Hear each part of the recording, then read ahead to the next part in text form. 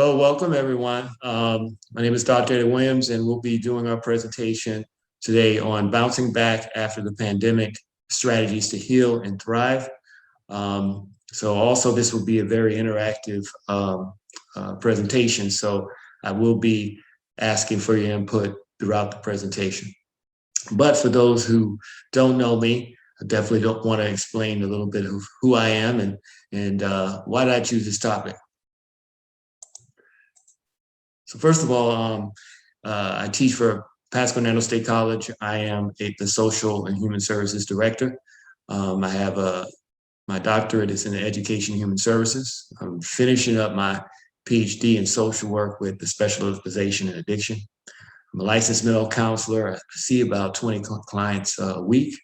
And I have a master's in social work. I'm also a qualified supervisor for those seeking licensure for mental health counselors, social workers, and marriage and family therapists. I'm a board certified counselor, certified clinical mental health counselor in the state of Florida for addiction counseling. The highest certification is master's level addiction professional. I have that. I'm the human services board certified practitioner and also the advisor of the social and human services club and NAMI on campus club. Besides that, I'm an active person, always running or doing some type of sporting event, which kind of goes in line with what we'll be talking about today. We want to make sure that, you stay healthy, especially when it's any type of, pandemic issue or any environmental issue. I got to admit, I often bike and run. I'm a triathloner. So not only do I provide mental health counseling and things like that, I make sure that I get my exercise in and making sure I'm taking care of myself. So first thing I just wanted to bring up is, well, we're going to talk about mental health issues and we're going to talk about the pandemic, but what is a mental health issue? Because sometimes some individuals may have a difficult time, understanding, well, what is a bad day and what is actual mental health problem?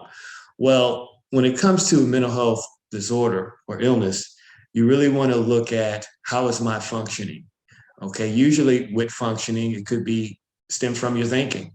So if you have anxiety or depression or anything similar to that or any other disorder, usually it can be tied to how you're thinking about a situation, which impacts your emotions and your behavior. So if that emotion or situation is really impacting your social life, your family life, your interactions, your work, you cannot basically do the daily things that pretty much you're responsible for. And that's how you know this is it's more than a bad day. This is actually a mental health issue. And when you think about the DSM-5 and what we use to diagnose, the American Psychiatric Association usually put disorders in 3 different levels, which is mild, moderate, or severe. Mild is what I would say. Mild, moderate is usually outpatient. I said earlier that I provide outpatient counseling. I see about 20 clients a week. And I got to admit, pretty much if it's depression, it could be mild where there is some difficulty at work. It is some difficulty being a parent, but they are still parenting. They are still working. So they're coming in to really decrease, the symptoms that they're feeling. And then when you get to moderate, it just gets more daunting. It's harder to get up in the morning. It's harder to get to work. Your productivity goes down. Anything that you manage or are responsible for, it gets really difficult. Now, when you get to severe, then you're stepping really out of the private practice realm. You're looking more into inpatient treatment. And usually whatever mental health issue it has consumed all of your functioning. You cannot go to work at this point. You cannot be a parent. You're having a hard time. And, usually it's hospitalization or intensive outpatient, something similar to that. So definitely I wanted just to ask anybody, and obviously you don't have to speak if you don't want to about this. Has anyone ever experienced any type of symptoms like this, either mild, moderate, or severe, that someone would want to just mention?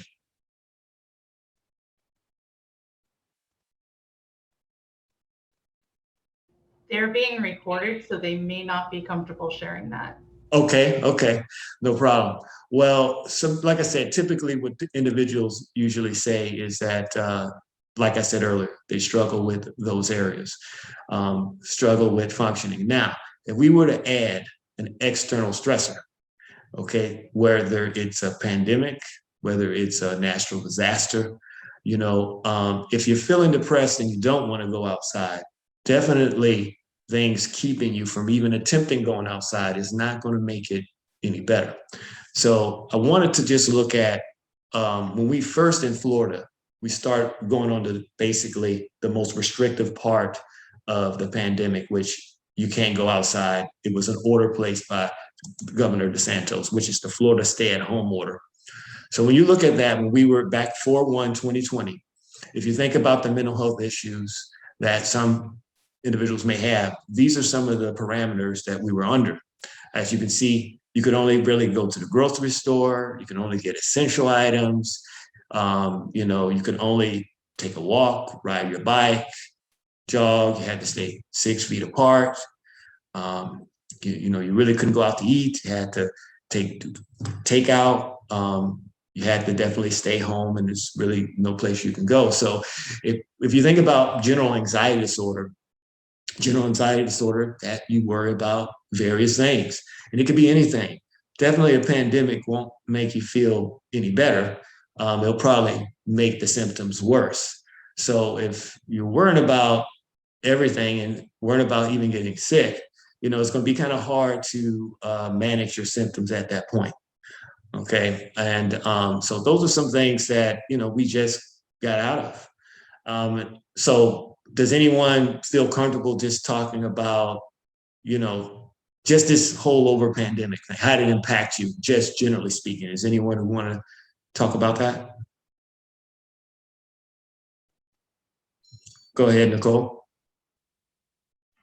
Personally for me, it like put so much fear in me. So my husband actually got COVID. So I was fine before that, but I was, we couldn't do much. So I'm sitting at home all day, every day, watching the news, nobody knew anything about it. So it really, really scared me and put me in a bad place. And I ended up actually for the first time in my life going to a residential program because of it. It really took over me. Mhm. Okay. Okay. All right. Anyone else? No? Oh, go ahead, Melanie. I cared for a parent for 23 years, and she's been in a nursing home for the last 5. And as of March 12th, I wasn't allowed to even go visit her. And for 180 days, I had to sit worrying about whether or not my mom was going to catch COVID, and I couldn't even visit there. And that really put me in a bad place. But I got through it. I became an essential caregiver. I can get in there now, but it was a long 180 days. Okay. So definitely, and that's also, I said earlier about mild, moderate, severe. Also, we're in the DSM-5 now, that's what we're using, but the DSM-4, we used to have an area that talked about, it was Access 4, about outside stressors that make the symptoms, Access 1, the main disorder, worse.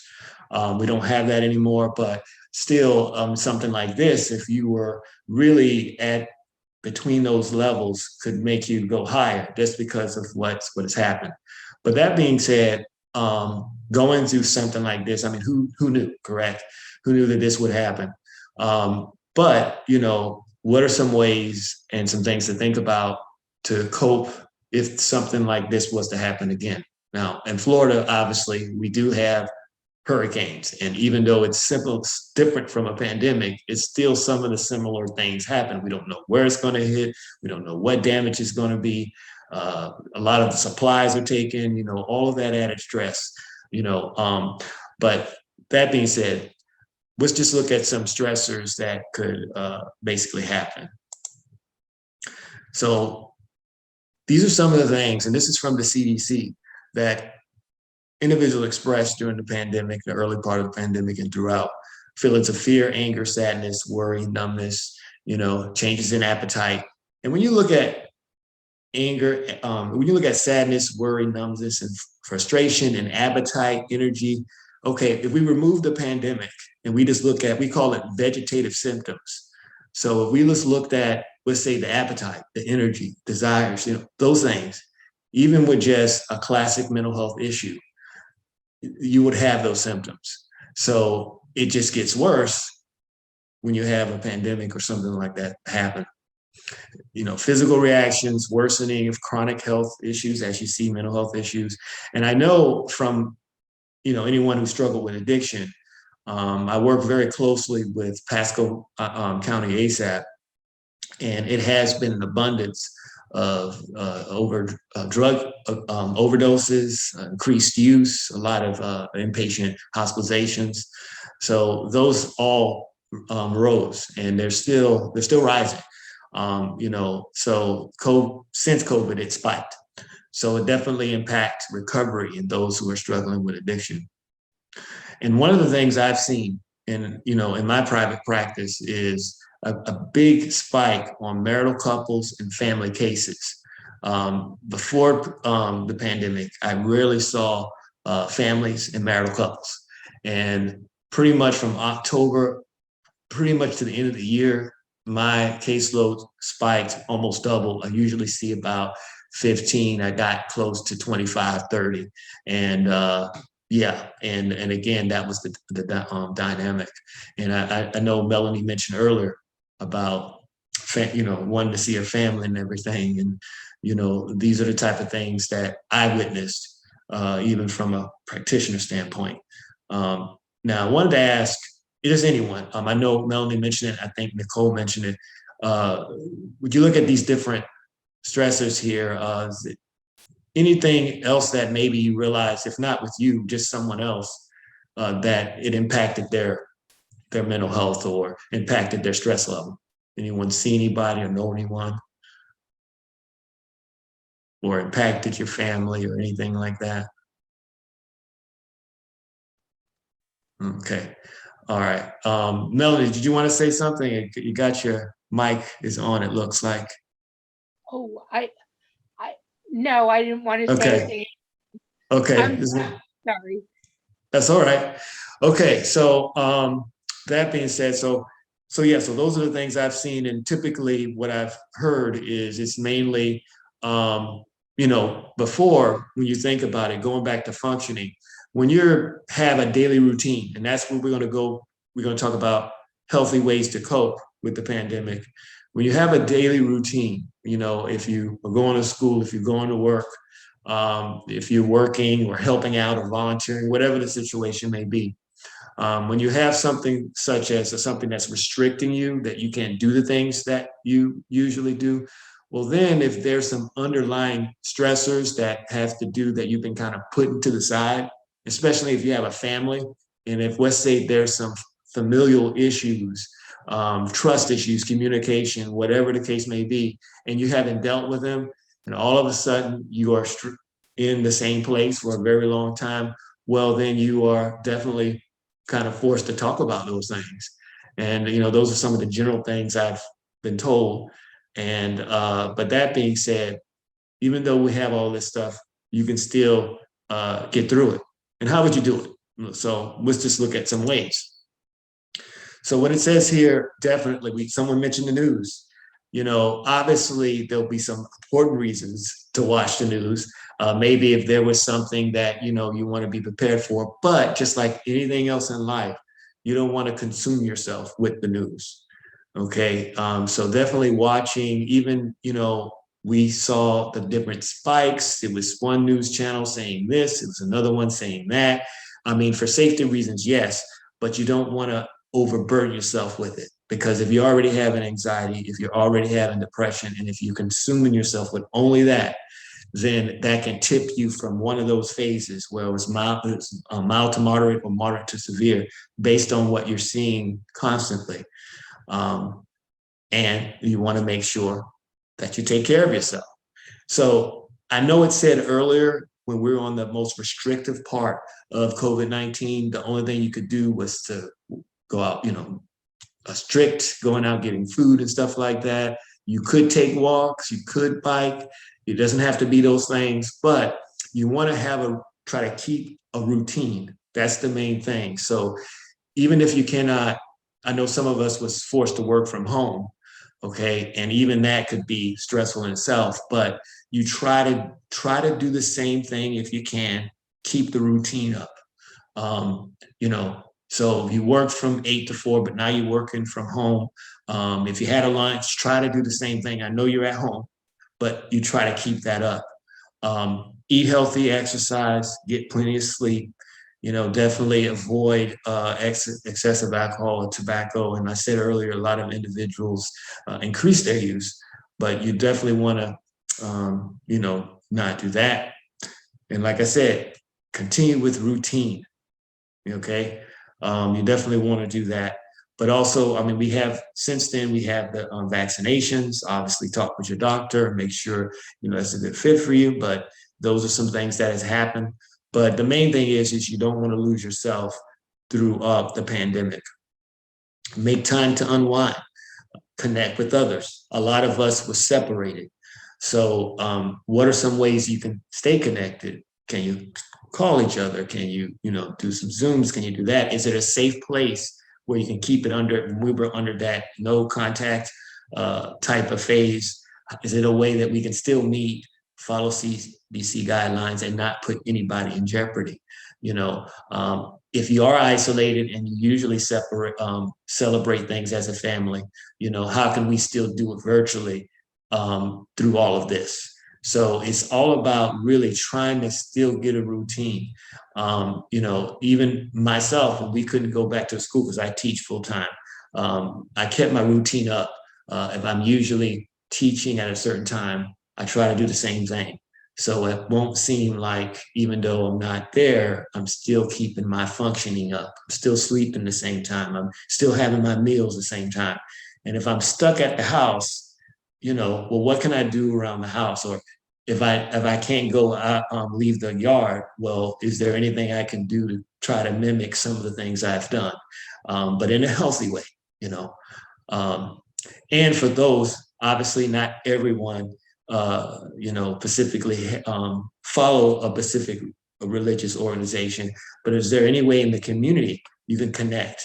Definitely for an example, NAMI is a community agency. They like to, as you can see here, we connect with each other. How can you still connect with each other, even though you're having these various issues?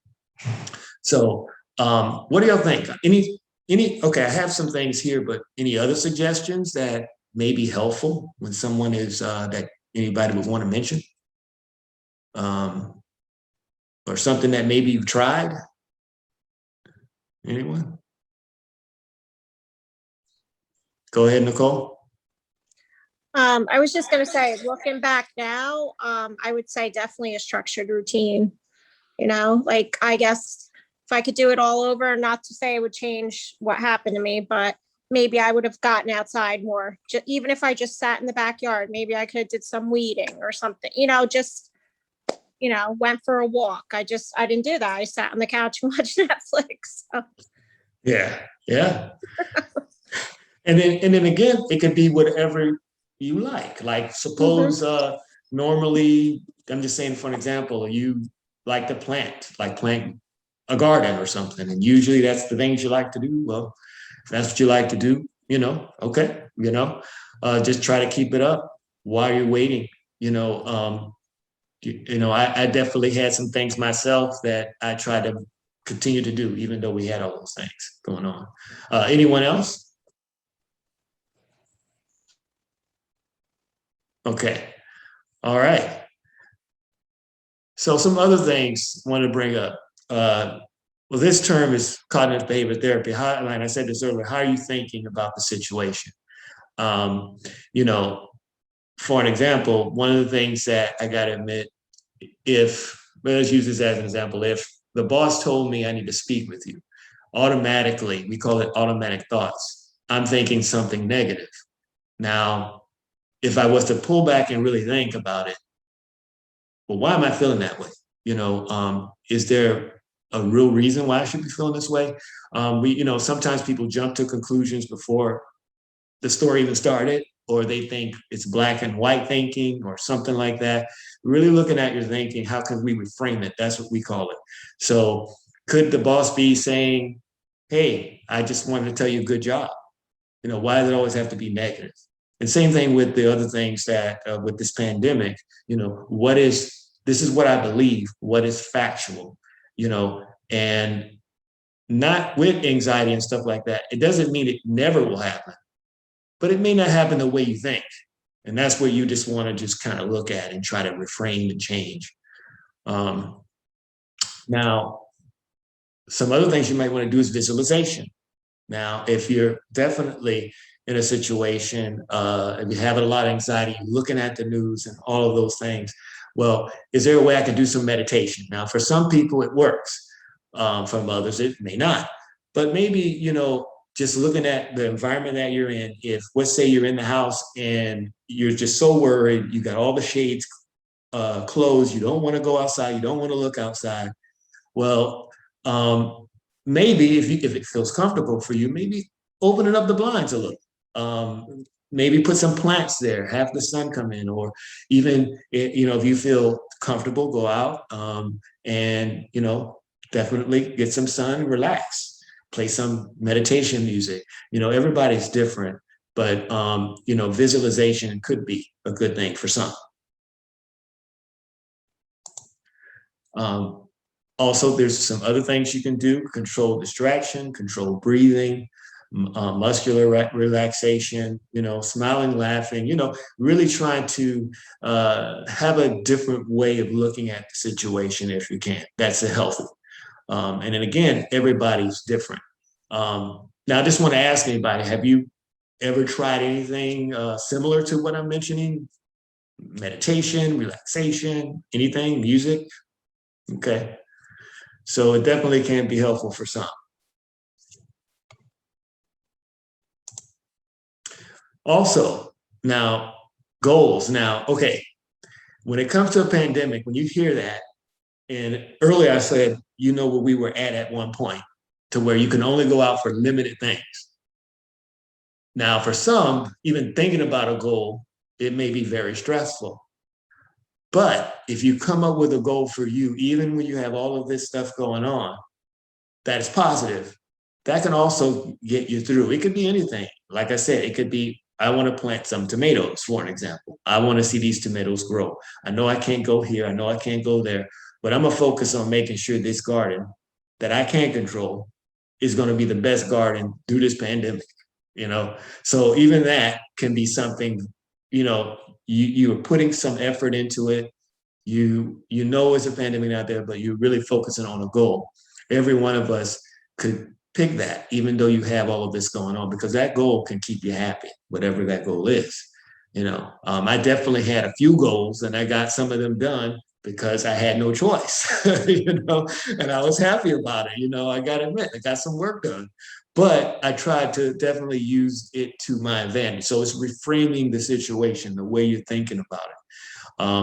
Now, I just want to ask, did anybody have any type of goal through this? Like something I can only do this, so I'm going to try to make the best out of it. Anyone had that situation in here? Oh, you did, Melanie? Okay. Do you mind explaining?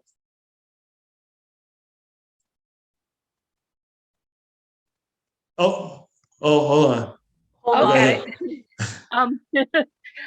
The house that I live in with my mom was overrun with our stuff. And I gathered everything up and did a sweeping clean, got rid of everything. It took a month to get rid of everything, but I used some of the time during the pandemic to clean the house. Okay, so that's good. And, because when you think about it, if you have nothing to look forward to, if, you start to really start thinking about some of those thoughts that may be unhealthy. If you're having anxiety, you may start worrying about, well, everyone's getting it. I'm going to get it. I know I'm going to get it. Like you can be telling yourself that, and then that's only going to cause you to feel worse. And if you're depressed, you may have been thinking, oh, well, I'm going to go out and I was going to, go to this event, but now I can't because I can't go nowhere. So you want to try to obviously kind of keep in mind those concerns because not all of it is bad because it's actual pandemic out there. But how can I try to keep my symptoms a little bit, my outlook a little bit more positive? And how you do that, like I said, every person is different. I wouldn't ask anybody to do the things I do or set the goals I set because that you may not like that. So it has to come from you as a person.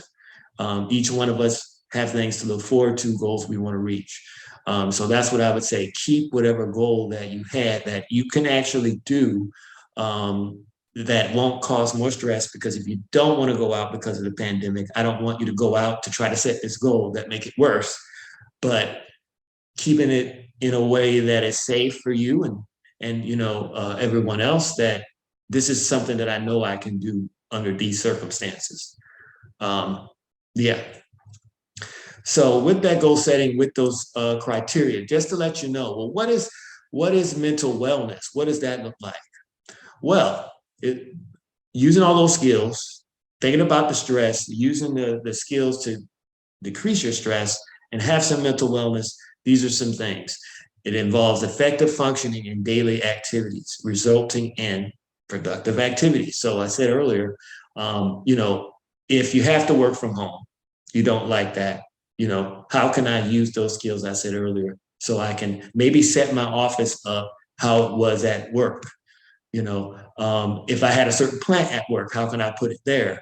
How can I get this as close as I can to be, I'm feeling at work, I'm working the same hours that I did there, but know that, okay, yes, I'm going to take some time out for me because I don't want my productivity to decrease. I don't want my parenting to decrease. If I'm a caregiver, I want to make sure I can take care of the individual that I'm taking care of. That's how you know you're in a mentally well place. Healthy relationships, relationships that are good communication and interpersonal feelings are shared. You definitely want to have that.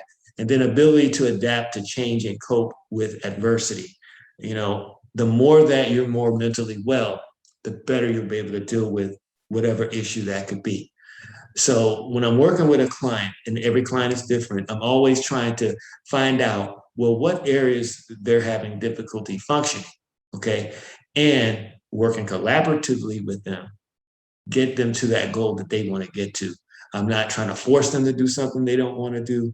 I'm just trying to find out where they're at. And that's what you would start. Where am I at right now? I know I want to get there, but what can I actually do right now?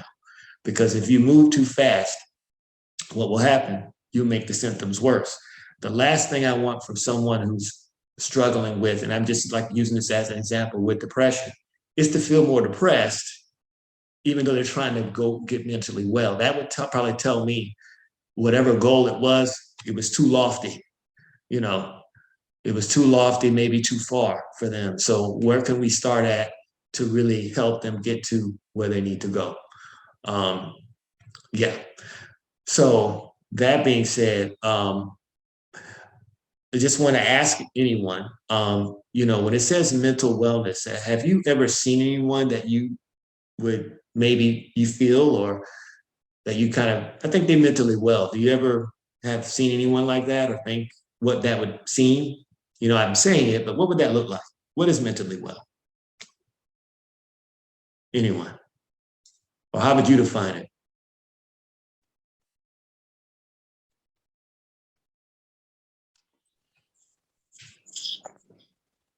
Go ahead. I would say mentally well is having like a structure, a routine, self-care, taking care of yourself, nutrition, exercise, eating healthy, making healthy decisions, being aware of what triggers you may have, and having coping skills. Okay. All right. So yes, exactly. Now given where we're at now, obviously we have, we got the immunizations going and stuff like that. Wanted to ask anyone if they felt comfortable. Okay, thinking about, let's just say with stress right now, related to, we're still in it. So just in general, where do you think you're at? So mild would be minimal stress, moderate would be moderate stress, and severe would be I'm very still stressed out because of what we're going through because of COVID-19. Is anyone just feel comfortable just saying that? Okay. No? Okay. Oh, go ahead, Melanie. Oh, Mild now because of mild the now. vaccine. Okay. All right. Thank you. So one of the things that, let me know, I'm going to share something else. For an example, like I'm just going to say one of the things that I'm very frightened of is spiders. Okay. So usually the situation is this. So if I see a spider, okay, the first thing goes to my mind is it's poisonous and it's going to bite me. Not, it's coming after me, not no one else. And I'm probably going to die afterwards. So like, that's the first thing come to my mind. So when I see a spider, my anxiety is probably like at a 10. But that being said, that's what these two areas. So describe the situation. What is the mood? I said like at a 10.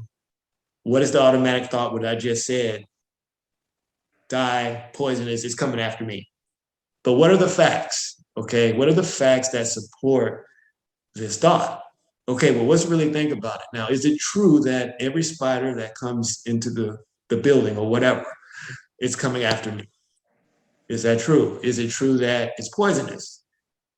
Is it true that I'll die afterwards? Okay, well, first of all, I mean, we don't really know the mindset of a spider, but how many spiders are poisonous? That's something that I can really look at.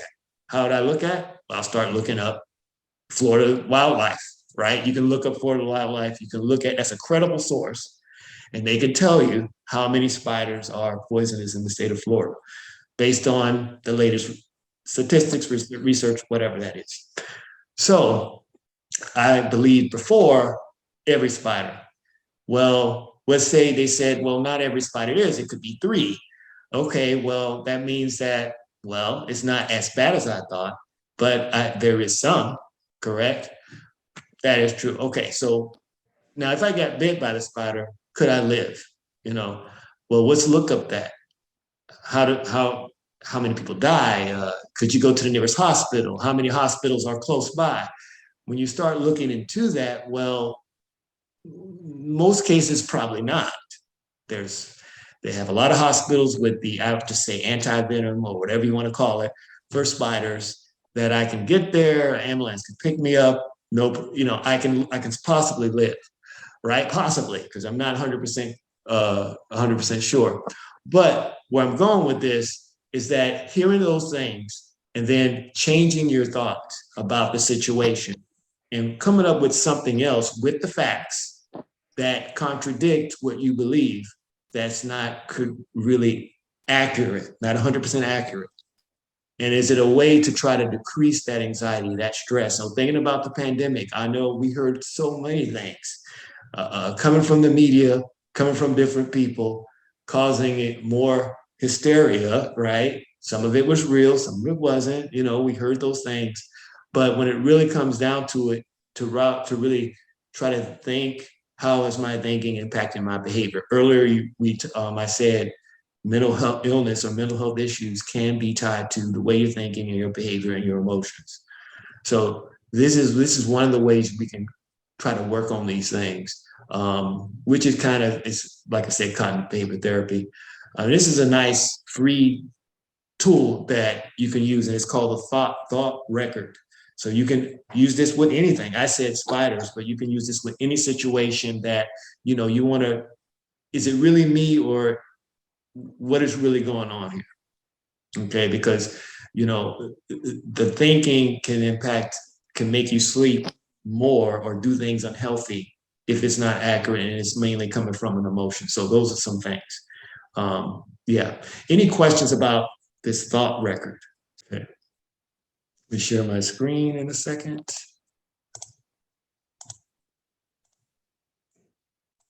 You see that? Mhm. Okay.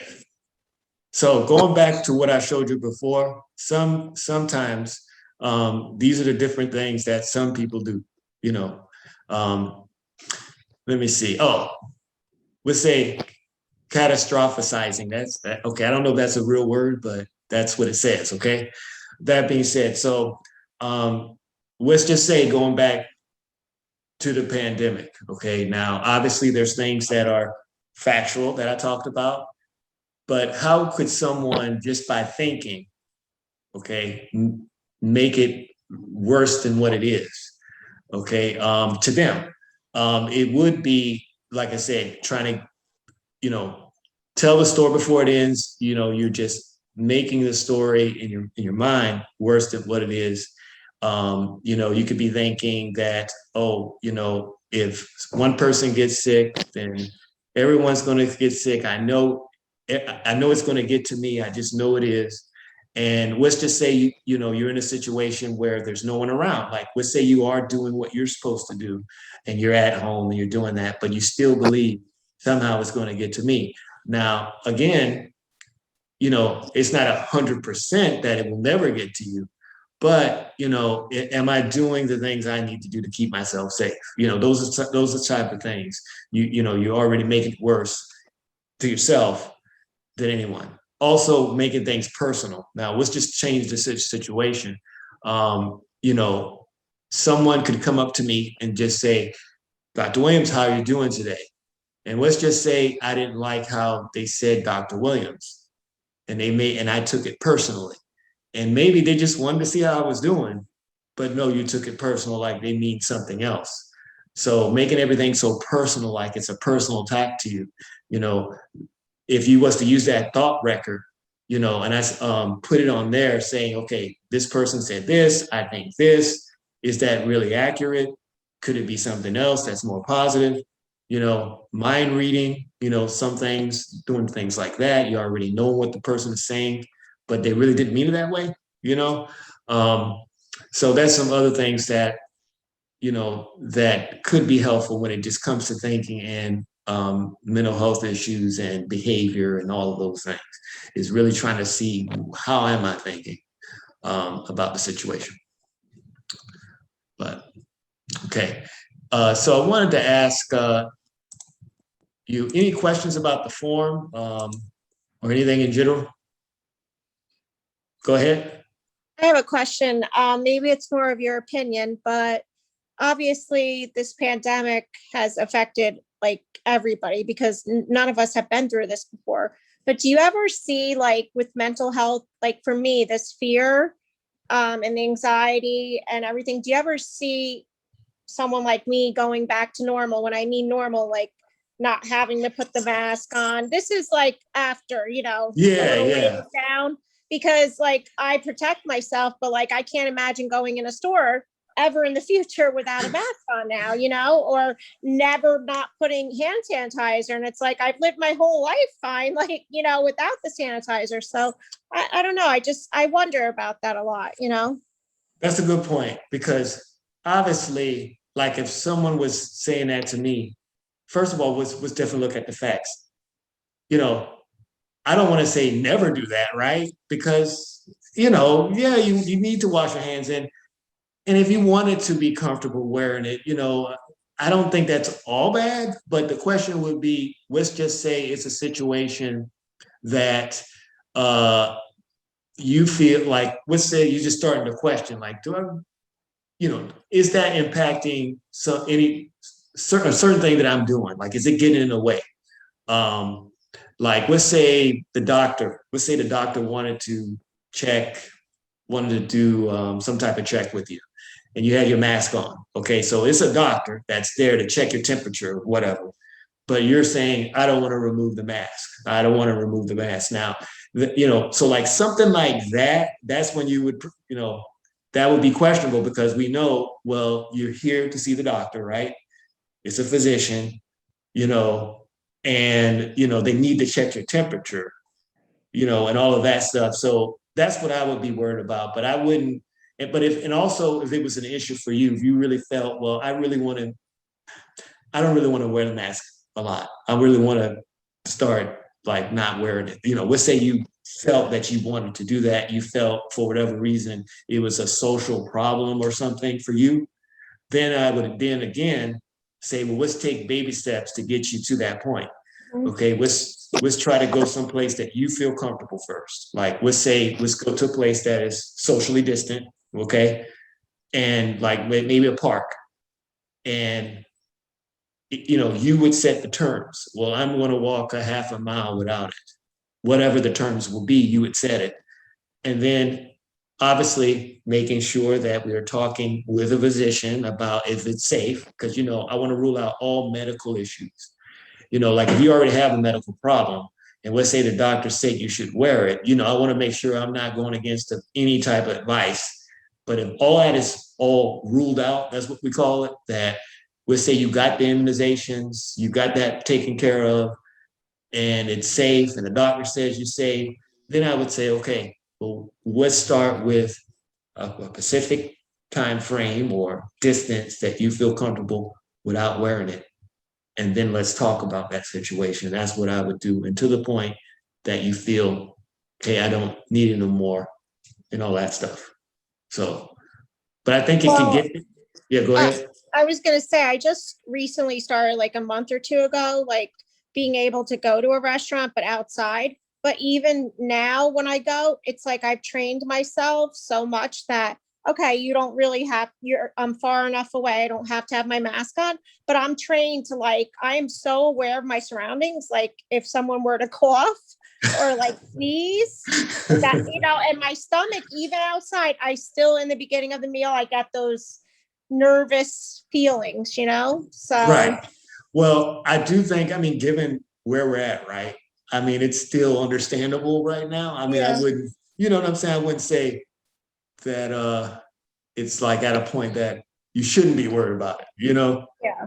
But going back to what I was saying earlier, when do you know, well, maybe I'm doing this too much? Okay.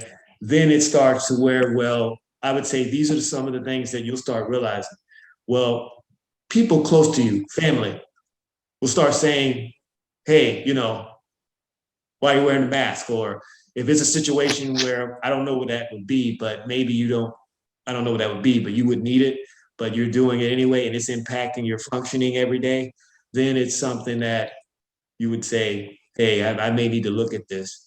But I think how you're feeling now, to me, it seems in line with what, we're still kind of in it. Yeah, definitely. I got to admit, even me, I probably wouldn't want no one to even I got immunization. I got immunization. But I wouldn't want someone just coughing in my face myself, I probably wouldn't want that either. But yeah, good points. Thank you. Yeah. All right. Any other questions? All right. No Mark, no Melanie, no. Okay. Well, if anything come back, let me know. I hope this was helpful for you. And if you ever had any questions, just reach out to me.